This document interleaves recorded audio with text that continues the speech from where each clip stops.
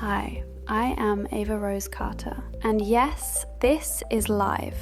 I am 21, a very sleep-deprived biomedical student, and right now I am sitting in my room thinking about what really happens after midnight in this city. Most nights I disappear into a little radio studio and listen to what London whispers when everyone pretends to be asleep. Obviously, only in this story. So if you are hearing me, you are officially part of my favourite kind of trouble. Usually I take your calls and try to fix your love life while mine stays quietly non-existent in real life. But tonight I want to do something different. Tonight I am going to tell you a story that started on my microphone in that studio. A story between me and a stranger who refused to give his real name. I call him Midnight. You are going to hear how a normal shift, one red on-air light and one anonymous call turned into something I could not ignore. It is a story about me, Ava, and the stranger on the line, told from my room exactly the way it unfolded, while you and I are together right now. So get comfortable, put your phone on silent and listen closely, because from this moment on, you are inside the night with me, following me into that studio, and this is how the story of Ava and Midnight begins. Alright, so let me take you into that night with me. I walk into the studio, drop my bag under the desk, and that red on-air light is already staring at me like it owns the place. It is 2-something in the morning. My eyes are burning, and I am thinking about how I should be revising biomed instead of doing free group therapy for half of London. I slide my headphones on, tap my pen on the desk, 1, 2, 3, 1, 2, 3, and nod at Stephen through the glass. He points at the clock, counts me down with his fingers, and I lean into the mic like it is the only person listening. Good night, troublemakers, I say. This is Midnight Confessions with me, Ava Rose Carter, live in London. If you are awake with me, congratulations, you are already making questionable life choices. I explain the rules, like I always do, that you do not have to use your real name, that you can twist a couple of details, but that you cannot lie to me, not properly. Then the lines light up. First one is a girl who sounds barely older than me, whispering that there is this boy in her lectures who always borrows her notes and smiles at her like he knows something, and now he has asked her for coffee and she is terrified she is just his walking printer. I tell her coffee is not a proposal, it is a hot drink, and that worst case she gets caffeine and gossip, best case she gets her notes back and an actual date. We laugh together, she promises to email me an update, and I drop the call. The studio goes quiet for a heartbeat, just fans and the monitor hum. My phone buzzes on the desk. Mia has sent a selfie, half asleep, tucked under her boyfriend's arm, captioned, "Switching you off, babe, some of us have to be up early, XX. Emily has sent a photo of the river, all lights and glass, with a message, "Awake? London looks better in the dark, so do you under that red light." I tell the listeners my friends are living very dramatic lives from the safety of their duvets, and that I am fueled entirely by vending machine coffee and other people's disasters. Then Dad's name pops up on my screen. Missed call, no message. I flip the phone over, face down, and tell everyone we are taking a short break. Stephen drops a slow track underneath me, and I sit back listening to the music, drumming my pen against the desk. 1, 2, 3. When the song fades, I pull myself up straight and go back in. You are back with Midnight Confessions. I say I am Ava, I am underslept and over-caffeinated, and apparently you are all determined to keep me that way. I take a heartbreak caller next, a girl who sobs that her ex has moved on in 3 weeks and is already posting soft launch photos with a new girl. I talk her down, tell her the pain will not always feel this sharp, that blocking is free, that friends exist for exactly this. By the time she hangs up, she is laughing once, a little, and thanking me like I did anything more than sit here and listen. Then I get the ridiculous one. A guy complaining that his upstairs neighbour sounds like they are bouncing on mystery furniture every night and he cannot sleep. I tell him to buy earplugs or move, or absolutely do not knock on the door and ask what the furniture is unless he wants to be traumatized for life. The callers drop off for a minute. Stephen holds up 3 fingers behind the glass to warn me the news is coming. Phones are quiet, I tell whoever is out there. If you are sitting there with your heart racing and your thumb hovering over the call button, this is me being very subtle and saying, this is your sign. Call me. Right on cue, a new line flicks on.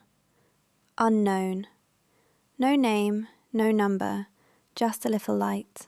Stephen taps the screen, nods at me, and I push the fader up. Line 1, hi, you are with Ava, I say. What is keeping you up at this awful hour? For a second there is only static and breathing, and I think the call has dropped. Then I hear him.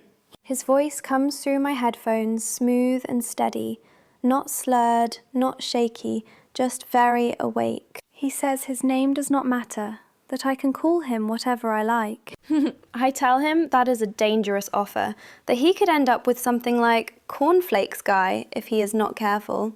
He smiles through the line and says, call me Midnight, that fits. So that is what I do. All right, Midnight, I say, what is your confession? He goes quiet for long enough that I can hear myself breathing.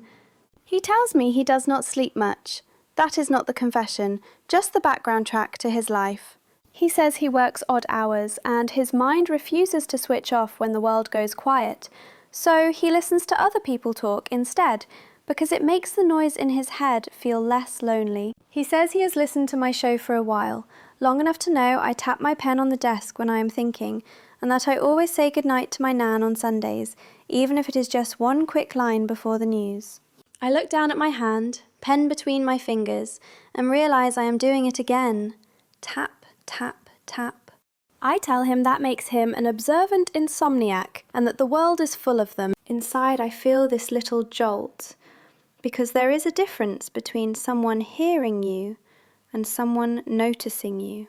I drag us back on track and ask him for the real problem. He breathes out, the kind of breath you only hear in people who are about to admit something that embarrasses them. He tells me the word is loneliness, the most boring confession in the world, but also the truest one. He says there are always people around him, on trains, at work, in stairwells, but it still feels like watching a party from the pavement outside. I tell him loneliness is not boring, just common, like freshers' flu, that everyone gets a dose at some point. The interesting part is what you do when you realise you have it. I say he has already done the dramatic thing, called a stranger on the radio and let her poke at his feelings. He laughs, low and warm, and I feel it right in my chest. Then he does something no caller has ever done to me live. He turns it around. He says I sound like someone who has done everything, like I have been through every type of mess and come out with a clever line for all of them. And yet I am 21 and still sitting in a studio instead of living the chaos I narrate. He asks me, very calmly, when I actually let anyone in properly. For a split second, I want to tell the truth. I want to tell him that I have never done half the things I tell other people to be brave enough to do. That my experience of love is mostly watching Mia kiss her boyfriend outside smoking areas and pretending I am not jealous. Instead, I make a joke about being the designated single friend, eating noodles while everyone else makes out in taxi queues, and the listeners love it, because they always do. He does not let me off the hook entirely, but he lets it go. Stephen flashes 2 fingers behind the glass. 2 minutes until the news. I know I need to wrap this in something that sounds like wisdom, so I ask him why he thinks it is easier to say all of this to me, a girl he has never met, than to whoever is actually in his life. Why tell a voice in the dark and not a friend or a family member who can actually hug you afterwards? There is that tiny silence again, and I can almost hear him deciding how honest to be. He says maybe it is because the stranger on the radio cannot walk away in the middle of the sentence. He says maybe it is because the dark makes everything feel a little less real, like none of it will count in the morning. And then he says it is because I sound like I will not laugh at him. That one lands. I tell him I am not going to laugh at him for being human. That would be a bit much, even for me. He makes this little noise, half a laugh, half something else, and there is this stretch of quiet where it feels like the whole city is listening, holding its breath with me. And then he drops the sentence that changes the air in the room. He says, very casually, like it is nothing, that I looked different this morning on the Jubilee line, and that the red scarf suited me. My brain does not process it for a second. Then my heart slams up into my throat and the pen slips in my fingers. I do not talk about my commute on air. I do not talk about my scarf. I do not post selfies from the tube. And yet, here is this stranger at 2-something in the morning acting like he watched me stand there, coffee in hand, completely unaware I was being seen. I freeze. Live, with the red light burning and the line open and all of you on the other side of the signal. And that is exactly where everything stops feeling like just another call. For 2 seconds, I honestly forget how to breathe. Then muscle memory kicks in and my mouth starts talking before my brain has caught up. I laugh, a little too high and a little too fast. And I tell him now I am worried I have picked up a train stalker, and that London has officially broken my sense of privacy. He does not apologise, he does not get defensive, he just calmly says he recognised my laugh, that it sounds the same pressed against a carriage door as it does coming through bedroom speakers at 2 in the morning. My fingers lock tighter around the pen on the desk, and I force myself to sound casual. Tell him next time he sees me on a train, he can at least offer to hold my coffee instead of silently rating my scarf. Inside, I am nowhere near casual. Inside, every bit of me feels turned up, like someone has nudged the gain up on my nerves and forgotten to turn it back down. Out of the corner of my eye, I can see Stephen waving behind the glass, news countdown on his fingers. And I know I have seconds to land this without sounding like I am actually freaking out. I tell Midnight we have to hit the headlines, thank him for calling, thank him for making my commute feel like a thriller instead of a nap, ask him politely to try and sleep. He says, "Night, Ava," in that calm way that makes my skin prickle, and then the line clicks dead. I throw us into the news on autopilot, my voice reading out politics, weather, and some minor scandal, while the only thing I can actually hear in my own head is him describing me on the Jubilee line in that red scarf. The moment the mic goes cold, I rip the headphones off and slump back in the chair like someone has cut my strings. Stephen barrels into the room grinning, already talking about how that was perfect radio, how listeners will love it, how we should slice the red scarf bit into a promo and milk it for a week. I tell him my heart nearly stopped on air, that Midnight definitely saw me on the train, that it is weird. He just shrugs, says that is what happens when you take a job that puts your face on a website, tells me to breathe and get ready for the next caller, and adds that if the guy ever rings again, we are keeping him talking. The rest of the hour feels like swimming through syrup. I answer questions, I give advice, I laugh at the right beats, but beneath all of that, my brain keeps jumping back to that carriage, that coffee, that stupid scarf wrapped around my neck. I picture myself exactly how he must have seen me, jammed by the doors, earbud in one ear, phone in my hand, laughing at Mia's voice note while my pen taps the lid of my takeaway cup. I run through face after face in my memory, and none of them stick. Just a blur of tired strangers and one invisible man who apparently decided to bring me with him into the night. I get through the last callers, tell one girl to block her ex, tell a guy to stop texting his neighbour at 3 in the morning, and finally, mercifully, I reach the end. I close the show the way I always do, thanking everyone for trusting me with their mess, telling whoever is still awake to try and sleep, and reminding them they are not the only one staring at the ceiling. I hit the final button, the music swells, and that bossy red on-air light dies, taking my radio voice with it. The corridor outside the studio is too bright, strip lights buzzing, carpet tired under my boots, and I feel suddenly very small walking through it with my bag over my shoulder and my scarf looped round my neck. Outside, the air is sharp enough to sting my cheeks, and the street looks like it has been half erased, buses and taxis moving through a city that has not quite remembered it exists yet. I wrap the red scarf tighter before I even think about it, then immediately feel stupid, hyper-aware of it now, like I am walking around with a neon sign that says, "Recognize me." The bus stop is almost empty, just me, a man in a high-vis jacket with his hood up, and a fox raiding a bin across the road.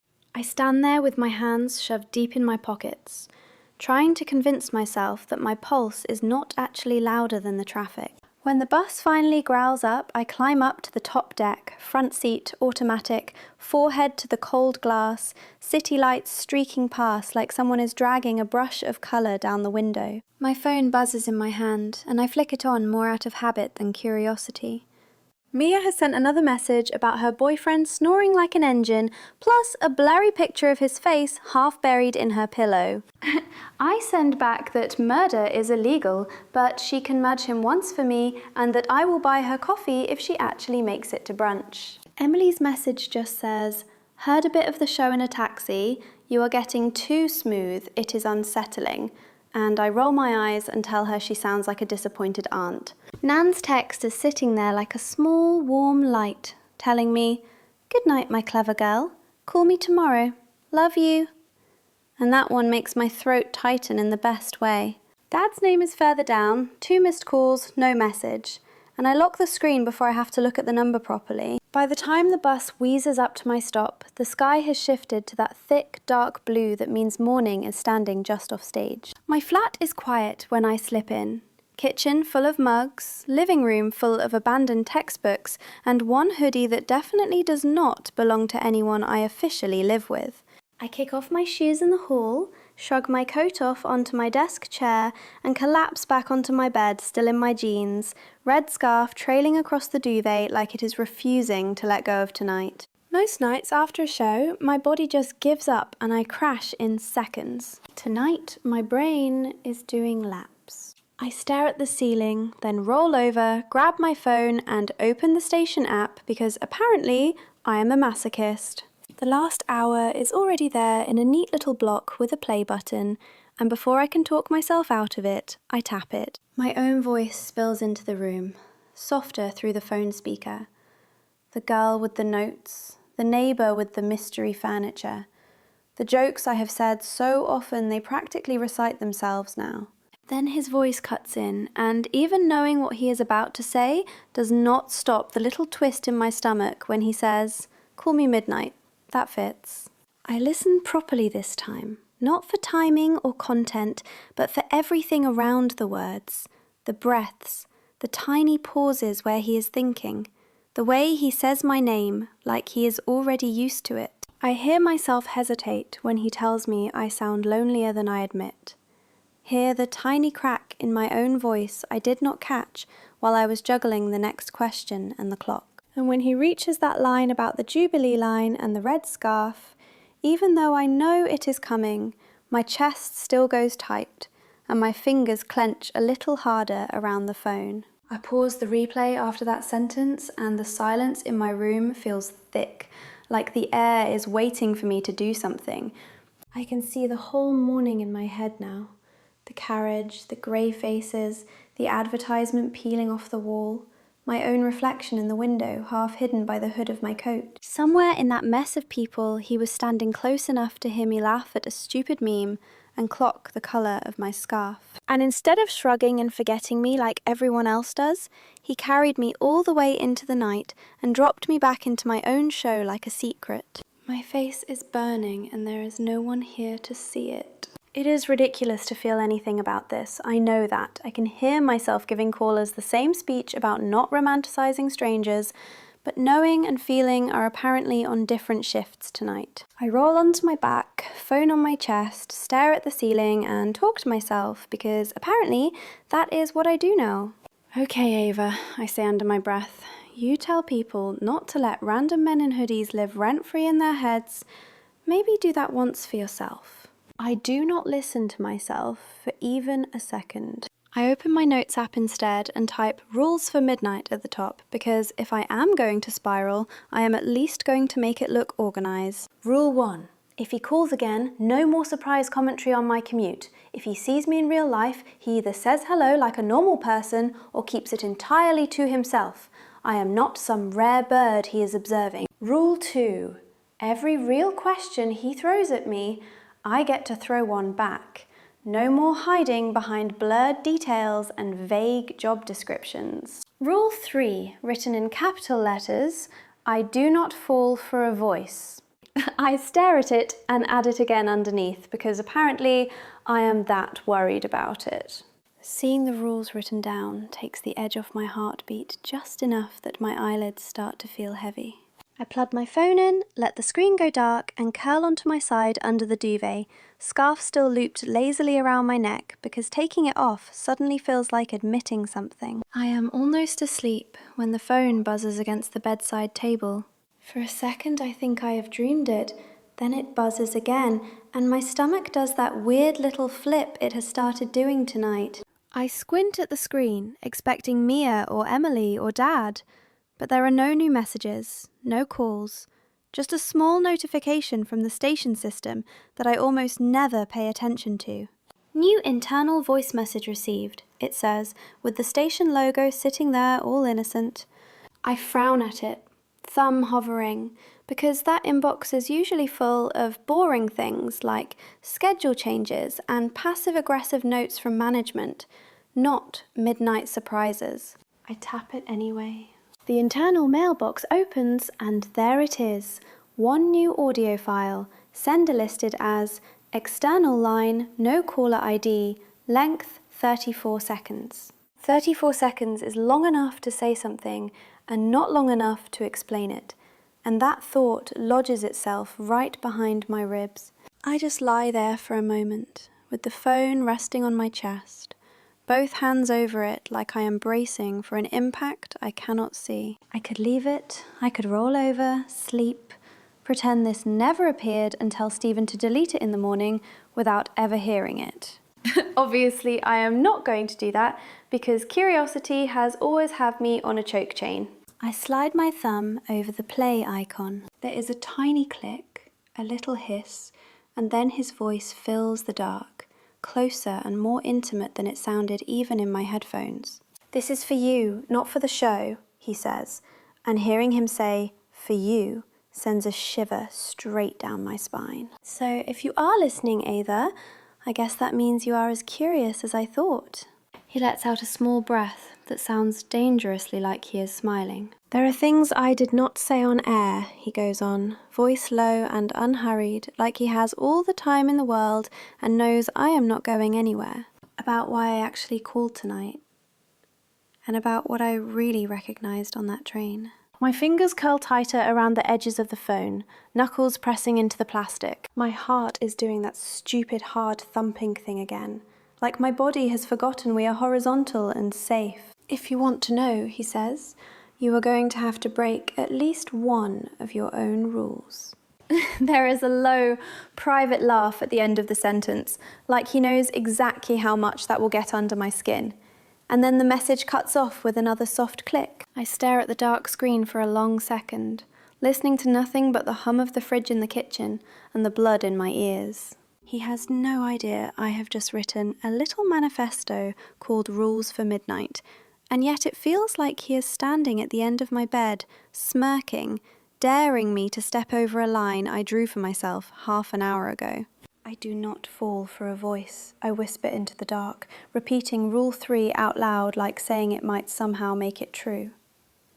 The problem is, Midnight has just turned himself from a late-night caller into someone who knows I am lying here alone, listening to something meant only for me, with my phone pressed to my chest.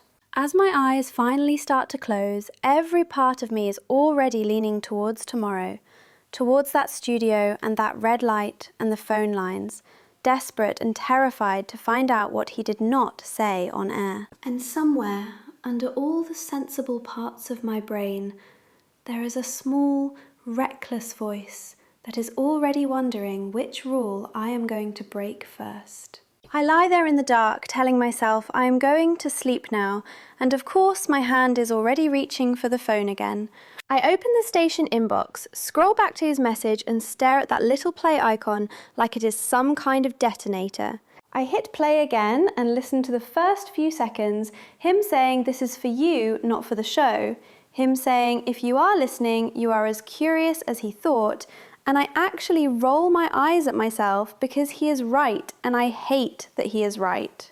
When it ends, I notice a tiny grey button I ignored before, a little details option, the kind of thing only nerds and bored producers ever touch, and before my sensible brain can vote, I tap it. A small panel pops up with numbers and codes, and then one line that makes my whole body go cold and hot at the same time.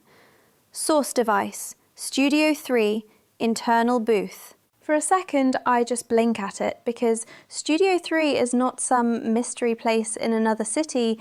Studio 3 is 2 doors down from my own studio in the same corridor, the one we use for pre-records and edits and the occasional emergency. I replay in my head walking out after the show. The way I heard a door shut somewhere behind me. The way I thought it was just a cleaner or some other poor night shift soul, and suddenly my memory zooms in on that little slice of corridor, and I want to crawl out of my own skin. All this time I pictured him in some other part of London, some anonymous flat with a view of a car park, and now I am realizing he was right there, separated from me by one thin wall and a couple of meters of carpet. I sit up in bed without meaning to, duvet sliding off my shoulders, heart going in that stupid, hard drum beat it has started reserving just for him. My brain starts doing what it does best, overthinking at high speed, running through everyone who might have been in Studio 3 at that hour. Could it have been another presenter finishing a pre-record, one of the tech guys fiddling with a broken mixer, the bored security guard who always offers me tea at 1 in the morning, or someone I have walked past 100 times without really seeing? I hear his voice again in my head, calm and controlled and way too comfortable in my space, and then I picture him sitting in that other booth with the same red light above the door, listening to me walk out without knowing I was the girl he just watched on the Jubilee line. I swing my legs out of bed and pad over to the window, tugging the curtain back with the tips of my fingers, even though I know the station building is across the city and there is no physical way I can see it from here. Still, I look out over the dark street, over the rows of brick and the one office block with a few lights stubbornly still on, and I imagine one of those rectangles of glow is his, some editing suite where he is right now, watching a progress bar crawl across a screen while my voice sits in his ears. The idea that he could leave his studio, walk down the corridor, stand outside my door, and hear me laughing at some meme without me knowing who he is makes my skin prickle in a way that is not entirely fear and not entirely anything safe either. I let the curtain fall back and go sit on the edge of the bed again, phone in my hand, Studio 3 glaring up at me from the info box. Part of me wants to message Stephen right now and ask who had that room booked tonight, get a neat list of suspects and cross them off one by one until only one name is left. But I know the second I do that, this stops being mine. There is something about having this secret to myself that feels dangerous and addictive, like holding a lit match in a dark room, and I am not ready to hand it over to anyone else, not even the man who does my levels. Instead, I back out of the detail screen and hover over the little reply button in the system, the one you are supposed to use to send boring follow-ups about competitions or legal disclaimers. My thumb shakes slightly as I tap it and a new recording window opens, red circle waiting, timer at 0, the label at the top reading Response to Studio 3 internal message, and my own name underneath. I just stare at it for a moment, heart going, then lift the phone closer to my mouth like it is a tiny version of the studio mic, and not a very bad idea. This is stupid, I mutter. And then I hit record anyway. Midnight, I say into the speaker, my voice coming out lower than usual, a little rough around the edges, and even hearing myself say his chosen name sends a weird little contract down my spine. I tell him this is Ava, obviously, and that I have just found out he was in Studio 3 when he sent that message, that he has upgraded himself from mysterious caller to mysterious neighbour, and that I have not decided if that is better or worse. I do not flirt properly, I do not confess anything real, but I do let my voice soften in a way I never would on air. And I hate how much I imagine him listening to this, lying back in some chair, smiling to himself. Halfway through a sentence, I catch myself about to say that he has been in my head all night, and I stop dead, thumb slamming the stop button like it is a fire alarm. I sit there with the half-finished recording staring back at me, length 11 seconds, mocking me. For a moment I hover over play, curious to hear how I sound when I talk just for him, and not for the whole of London.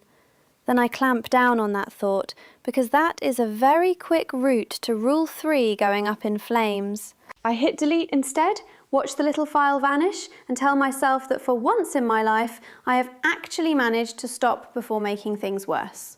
Just as I put the phone down, it vibrates again in my hand. For one wild second, I think I have somehow sent the half-finished message and he is replying instantly, but it is the system again, the same bland notification tone, new internal voice message received. My stomach drops and flips at the same time as I open the inbox and see it. One new file sitting directly under his first one. Same anonymous, external line, no caller ID. Same Studio 3 tag in the corner. This one only 12 seconds long. I feel something rush right up my spine as I tap the details out of reflex, see source device, Studio 3 internal booth again, and a timestamp only a couple of minutes after I checked the first message, like he has been sitting there on the other side of the city watching the same inbox, waiting to see if I would bite. I back out until all I can see is the file name and the little play triangle, and suddenly the room feels very small. Just me, my duvet, and this tiny doorway into someone else's night. I swallow, my throat dry, and bring the phone up so close I can feel the cool edge of it against my lips. Like if I hold it close enough, I might be able to feel his breath coming back the other way. I tell myself I should wait. I should listen to it in the morning with daylight and coffee and the ability to pretend it is not a big deal. That I should not let my first real connection be a man whose face I do not know and whose job might involve sitting 2 doors down from me without saying hello. I do not move. My thumb hovers over the play button until my hand aches, and there is this slow, heavy awareness settling into my chest that this is exactly the moment the future version of me is going to point back at and say, that, right there, that is when you should have backed away. I let out a breath I did not realise I was holding, and I say into the dark, just to myself, if you are inside my building, Midnight, you are already closer than I should ever let you be. Then I look at the tiny glowing triangle on the screen, at the little word Studio 3 underneath it, and I realise that there is no universe where I am going to be able to sleep without knowing what he decided to say to me from 2 doors down. My thumb presses down, the icon changes, and the very first fraction of a sound hits my ear before I even consciously hear his voice.